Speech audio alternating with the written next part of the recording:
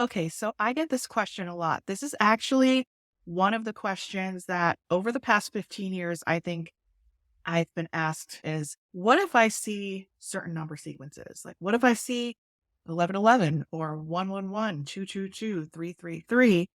What does that actually mean for me? So I think that people expect that there is a universal guidebook, right? That comes down from the heavens. We open it up. It's like, this is what the universe is trying to tell us. So there's all this decoding, wondering what it is, wondering if we can make meaning of it. And it is true. It is valid that you're probably seeing these sequences over and over again for a reason. But how do you actually decode what the messages are trying to tell you? So I want to get back to a different concept first before we move into what the numbers actually mean. So before you came here to the earth plane, you had a pre-birth plan. So the pre-birth plan was like, look, let's just make this into almost a cartoon to make it fun and make it interesting and not anything kind of too, over the top. But you came here, and if you're watching this, you have a spiritual base. You probably are very intuitive, and you probably believe that the spirit does go on, or that you've probably had maybe some other lives in between lives, or almost like a circle where you planned your next life. So let's just say you're in the in betweens. You are on the other side, waiting to come back down to earth. You're conferring in your hall of records with what this new life looks like. And you're speaking with your guides and the ascended masters, whoever is there with you, planning your trip to the earth school.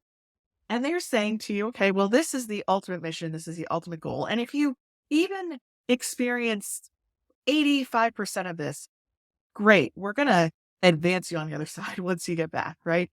So here's the pathway. And you get to take a look at that. You get to see where you have free will.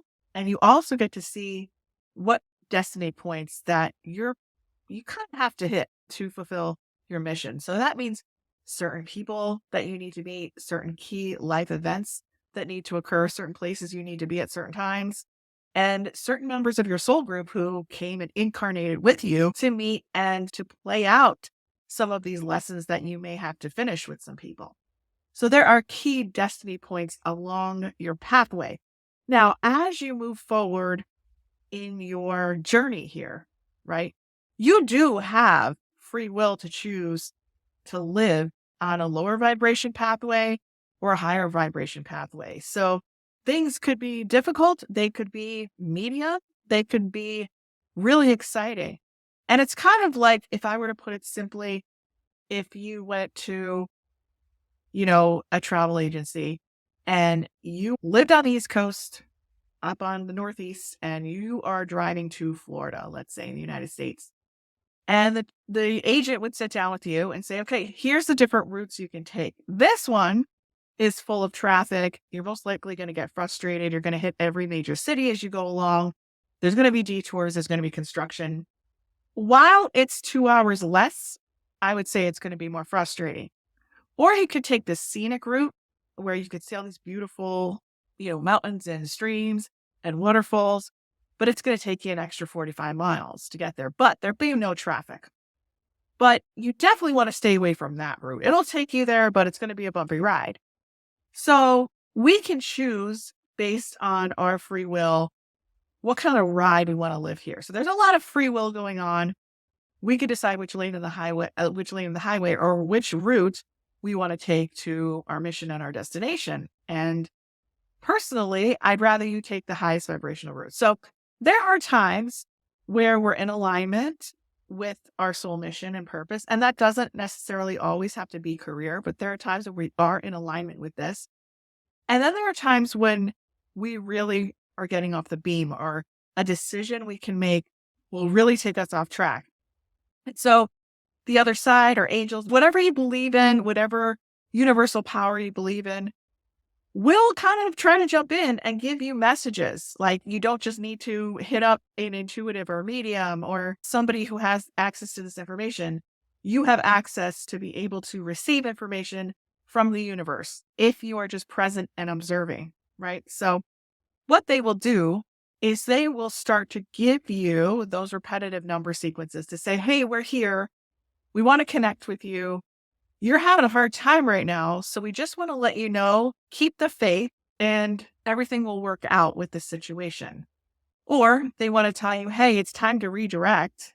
This might not be the right course of action, right? Or they might want to let you know that you need to take action on something quickly and accelerate the action. So you can start, right? You can start by looking at a guidebook of what some of these numbers mean and ask yourself, well, do these resonate with how I'm seeing the numbers? Or do they not really resonate with me? Or do a few of these things resonate? So you're not going to memorize all the number sequences because you're probably going to be seeing one or two repetitive number sequences, usually as a dominant kind of pattern that you're seeing.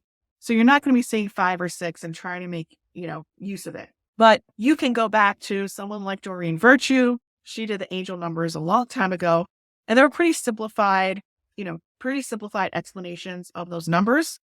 Or what the other side's really asking of you is, hey, you determine for us what this means to you.